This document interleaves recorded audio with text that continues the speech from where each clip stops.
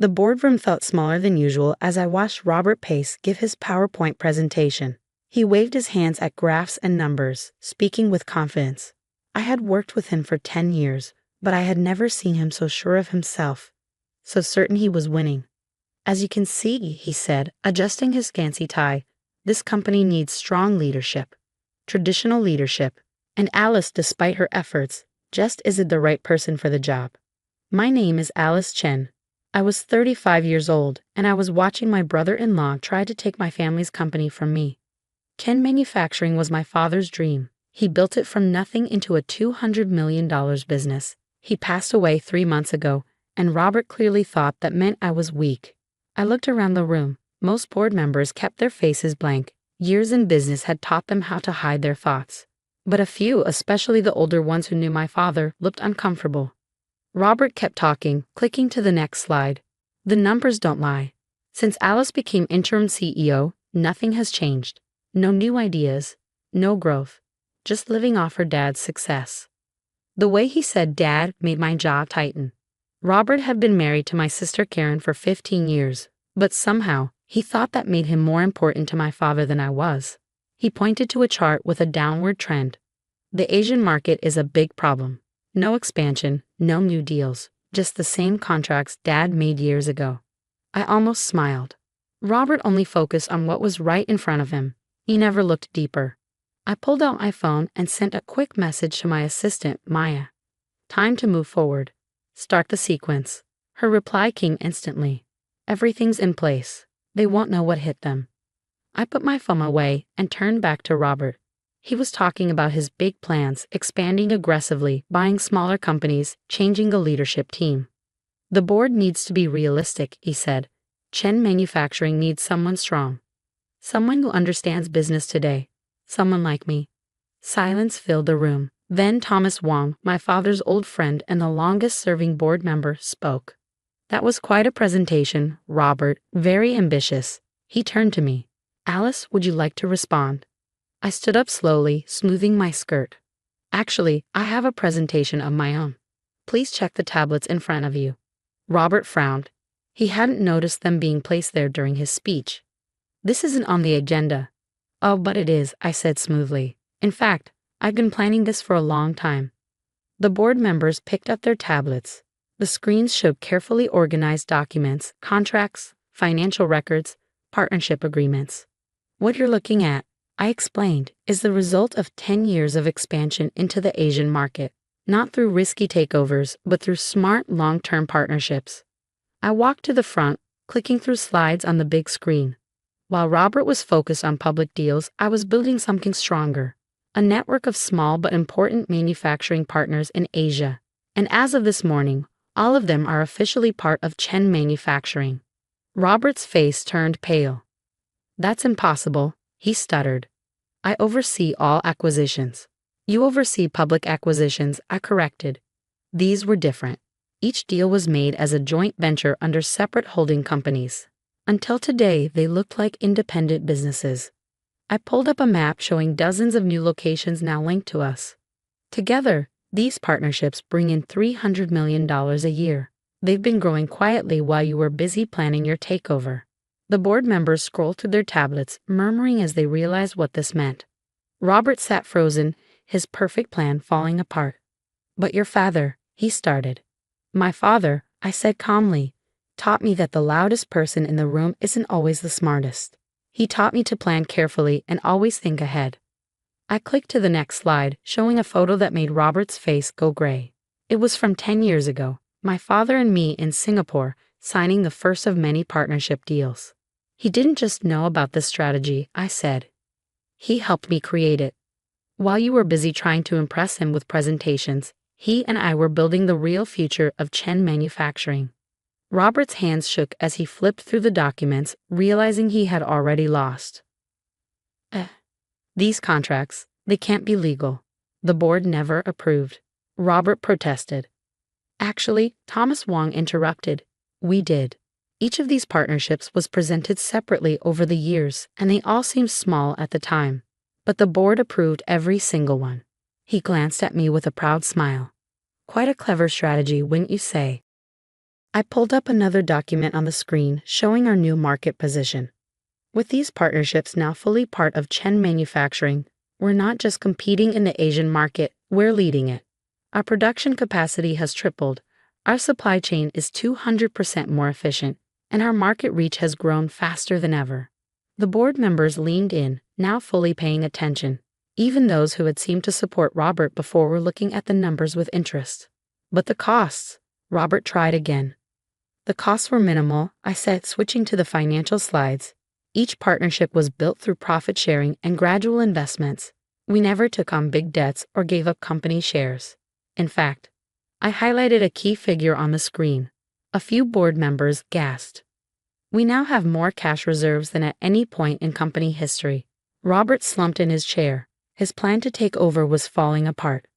But I wasn't finished. There's one more thing, I said. Maya entered the room, handing out folders to the board members. These documents outline a new deal, one that will take Chen Manufacturing from a regional success to a global leader. As the board members opened their folders, Robert made one last attempt. You can't just surprise us with this. There are rules, procedures. Actually, Thomas interrupted again. This proposal was submitted the right way 3 months ago. You even signed off on it, Robert, though I doubt you read past the first page. It looked like a small equipment upgrade for our Kuala Lumpur factory. I pulled up the full proposal on the screen. In reality, it's the key to a major partnership with Takashi Industries in Japan. They've been searching for a manufacturing partner with exactly our skills and network. The boardroom filled with murmurs. Takashi Industries was one of the biggest tech manufacturers in Asia. This deal would put us on a whole new level. The deal is ready to close. All we need now is board approval, I said, and since the initial work was approved 3 months ago, I let my words hang in the air, watching as Robert's face filled with panic. He finally understood. While he had been plotting to take over the company, I had been executing a plan 10 years in the making. Every small decision he ignored, every partnership he dismissed, every document he signed without reading. They had all been pieces of a much bigger strategy. I moved to approve the Takashi partnership, Thomas said. Second, another voice added. Then another. One by one, hands went up in agreement. Robert sat frozen as his dream of controlling Chen Manufacturing slipped away. But I wasn't finished. There's one more matter, I said as Maya handed out another set of documents. A full audit of all of executive decisions and financial transactions from the past 5 years. Robert's face went pale. He knew what was in those documents, proof of his shady dealings. Hidden expenses, fake reports, even fraud. The board should review these carefully, I said. I believe you'll find some serious concerns that need urgent attention. Just as I expected, the fallout was swift. As the board examined the audit, Robert's entire scheme unraveled. This is unbelievable, Thomas said during a special board meeting the next day. He's been planning this takeover for years, misusing company funds, adjusting budgets for his benefit, and keeping records of it all. I added, pulling up more files. He was so sure he'd take over that he never bothered to cover his tracks properly. The board's decision was unanimous. Robert was fired immediately. His company shares were frozen while the investigation continued. That afternoon, security escorted him out of the building, his belongings in a box. From my office window, I watched him load them into his BMW. My phone buzzed. A text from my sister Karen. Is it true? Did Robert really try to steal the company? I had been dreading this conversation. Karen and I had always been close, despite Robert's efforts to drive us apart. I called her. Yes, I said when she picked up. I'm so sorry, Karen. I have proof of everything. There was silence on the other end. Then, to my surprise, she laughed. You know what's funny? I suspected something like this for years. The late nights, the secret calls, the random business trips. I thought he was cheating on me. Are you okay? I asked. Honestly, I'm relieved. I actually filed for divorce last week. Turns out he's been hiding money in offshore accounts. Now I know why. I smiled. Speaking of those accounts, you should have your lawyer call me. I have some information that might help. Because Robert thought he was clever, moving money around in secret. What he didn't realize was that his accounts had crossed paths with my business network in Asia. Every hidden transfer, every shady deal. I had it all documented. The next few months were a turning point for Chen Manufacturing. The Takashi partnership was an incredible success, opening doors we hadn't even imagined. Our stock soared as the media covered our sudden rise in the Asian market. Karen, using the financial records I provided, won her divorce case easily. With Robert out of the picture, she joined the company as our head of international relations. Her talent for negotiation helped strengthen our growing partnerships around the world. One evening, about 6 months after Robert was gone, I was working late when Thomas stopped by. "Your father would be proud," he said, taking a seat. "He always said you had a talent for seeing the bigger picture." I glanced at the photo on my desk, Dad and me in Singapore, smiling at the camera. He taught me well. "Success isn't about being the loudest or the most aggressive," he always said. "It's about being the most prepared." Thomas nodded. "Robert never understood why James spent so much time teaching you about the business. He used to complain about it in board meetings, said it was a waste of time." I laughed. Robert only saw what he wanted to see, a daughter trying to please her father. He never realized Dad was actually training me to lead. "And now look at this company." Thomas gestured to the city lights outside my window. "Your father built something great, but you've taken it to the next level." I thought about all the years I had spent expanding our reach in Asia, the long flights, late nights, and careful relationship building that Robert had ignored. "We're just getting started," I said, pulling up a new presentation on my computer. "Take a look at this." Thomas leaned in, his eyes widening. "South America? You're already planning the next expansion." "I've been planning this for 3 years," I said, showing him the groundwork I had already put in place. "Those equipment upgrades we approved last quarter, they weren't just for efficiency." As I outlined the next phase of Chen Manufacturing's growth, I could almost hear Dad's voice.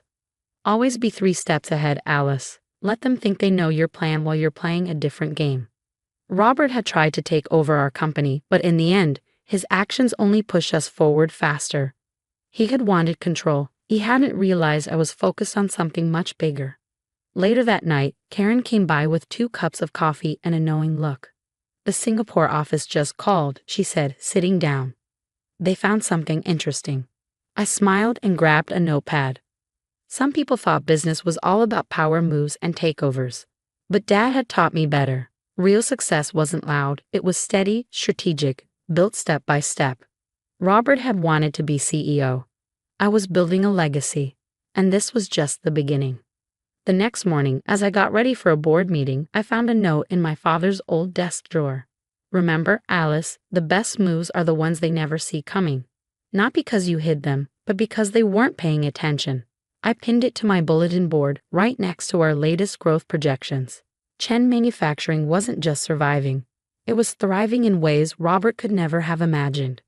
Because while he had been focused on taking over, I had been focused on the future. That's the thing about real vision. It doesn't need to announce itself. It just unfolds, one step at a time. And by the time people notice, the game has already changed.